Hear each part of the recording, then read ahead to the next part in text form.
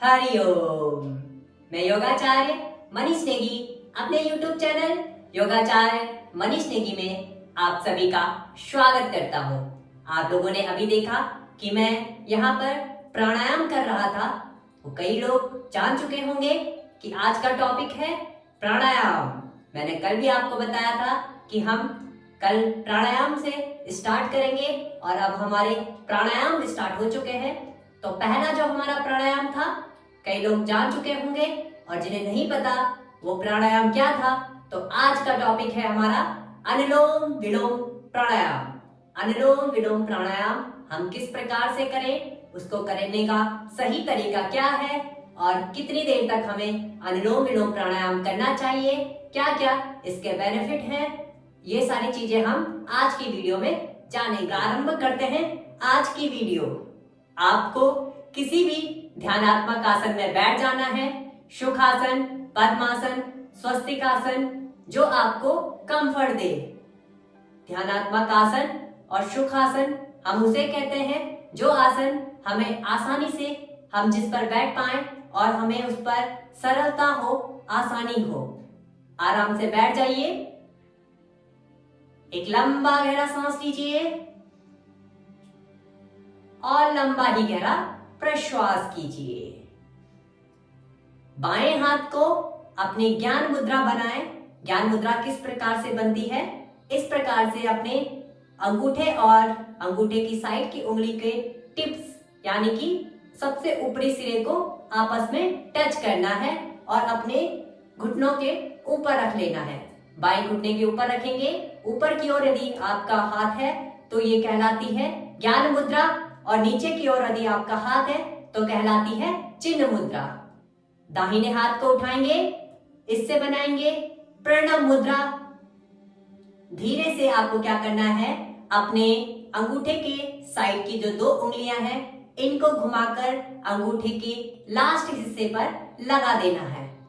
ये जहां से अंगूठा प्रारंभ हो रहा है यहां से आपको लगा लेना है। धीरे से लगाएंगे अपने नोस्टल पर। आंखें बंद करेंगे।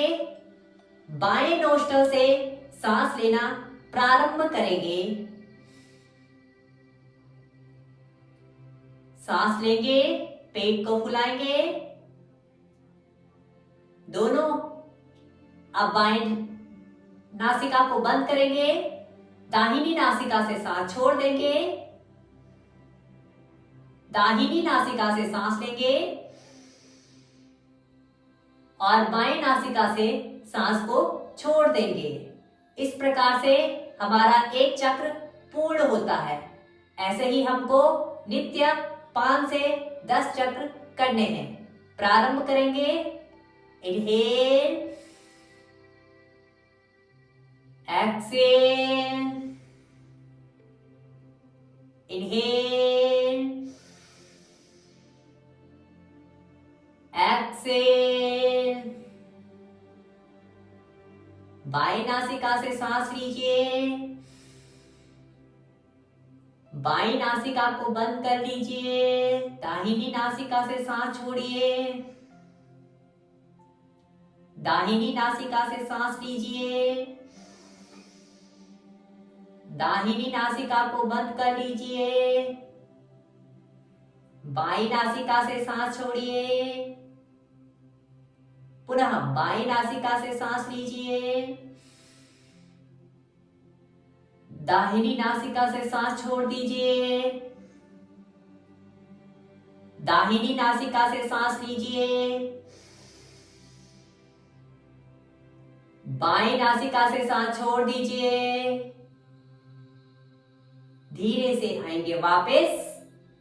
आंखें खोलेंगे, मन को शांत करेंगे।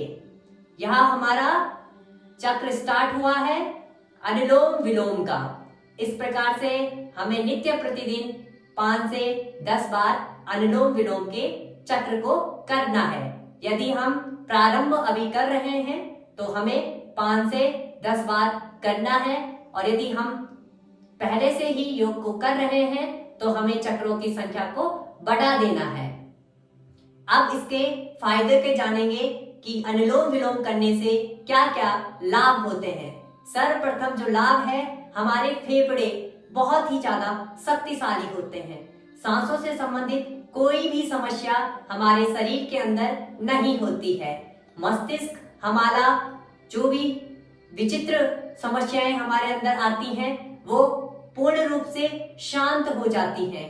हमारा मस्तिष्क एकांत अवस्था में आ जाता है। अनिद्रा जैसे सारे रोग दूर हो जाते हैं। हमारा मन एक अवस्था में लगने लगता है।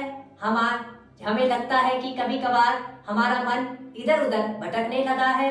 वह अनुलोम विलोम करने से इस समस्या का समाधान हुआ है। हृदय बलवान होता है। हार्ट यानी कि हमारा हृदय, इससे संबंधित कोई समस्या यदि हमें है तो वो दूर हो जाती है। पाचन तंत्र, डाइजेशन सिस्टम हमारा मजबूत होता है। हमारे पाचन, खाना हमारा आसानी से पाचित हो जाता है, पच जाता है और हमारा फूड, हम कुछ भी खाएं वो डाइजेस्ट अच्छे से हो जाता है। अगला जो हमारा बेनिफिट्स है, तनाव व चिंता को यह अनुलोम विलोम प्राणायाम दूर करता है। ब्रेन को ताकतवर बनाता है। जो हमारा ब्रेन है, माइंड है, मस्तिष्क है, उसको ताकतवर बनाता है। हमारी ज्ञान इंद्रिया, कर्म इंद्रियों को एकांत अवस्था में लाता है। हमारी ज्ञान इंद्रिया और कर्म इंद्रिया कभी कभार इस अवस्था में आ जाती हैं कि वह भटक जाती हैं अपनी अवस्था से, तो उसे अपनी अवस्था में लाता है।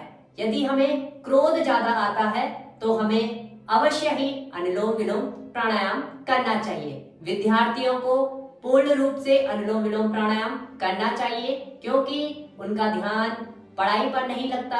यदि वह अनुलोम विलोम प्राणायाम करें तो अवश्य ही उनका ध्यान पढ़ाई पर लगने लगेगा।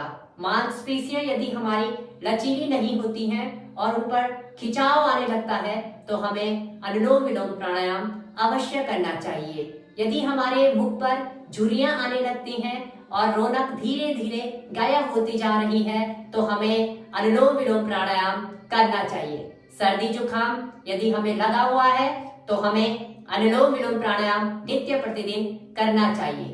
दमा यदि हमें है तो दमा के लिए अत्यधिक आपको करना है अनुलोम विलोम प्राणायाम।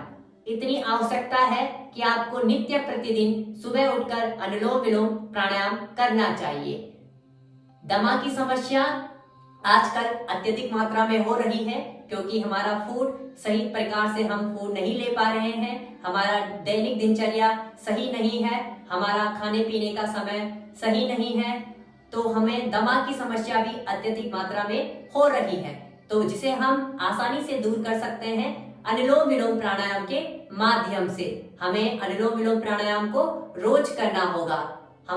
यदि हमारा ध्यान किसी चीज में नहीं लग रहा, किसी वस्तु पर नहीं लग रहा, किसी अवस्था में नहीं लग रहा, तो अवश्य रूप से हमें अनुलोम विलोम प्राणायाम करना चाहिए। अस्थमा के रोगियों को नित्य प्रतिदिन अनुलोम विलोम प्राणायाम करना चाहिए। अस्थमा के जो रोगी होते हैं उनके लिए बहुत ही जरूरी है अनुलोम विलोम प्राणायाम। अनुलोम विलोम प्राणायाम से आपके रोग को ठीक किया जा सकता है। यदि आप नित्य प्रतिदिन अनुलोम विलोम प्राणायाम करते हैं तो अस्थमा का रोग धीरे धीरे खत्म होने लगता है और आप धीरे धीरे ठीक होने लगते हैं। यदि आपका मन ठीक अवस्था में नहीं लग पा रहा, चंचलित है, इधर उधर जा रहा है, तो आपको नित्य प्रतिदिन अनुलोम विलोम प्राणायाम करना चाहिए। यदि आपको नींद नहीं आती, स्वप्न दोष होते हैं, तो आपको अनुलोम विलोम प्राणायाम करने चाहिए। यहाँ कुछ बेनिफिट थे, कुछ लाभ थे अनुलोम विलोम प्राणायाम के। बहुत ही ज्यादा लाभ हैं। यहाँ मैंने आपको कुछ ही लाभ बताए हैं। आप नित्य प्रतिदिन अनुलोम विलोम प्राणायाम करें, अपने जीवन को अच्छा रखें, मन को शांत रखें, ध्यान को केंद्रित करें और अपने जीवन शैली को बनाए रखें, बढ़ाते रहें, नित्य योग करें और अपने परिवार वालों को भी योग करने के लिए कहते रहें। धन्यवाद। हरि ओम।